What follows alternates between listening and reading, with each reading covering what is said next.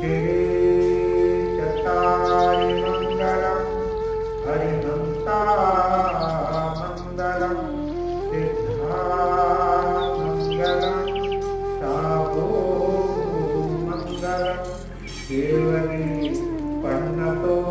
धम्मो मङ्गलम् चत्वारि लोकोत्तमम् हरिहंसालोकोत्तमम् सिद्धालोकोत्तमम् साधुलोकोत्तमम् केवली पन्नतो धम्मो लोकोत्तमम् चत्वारि शरणं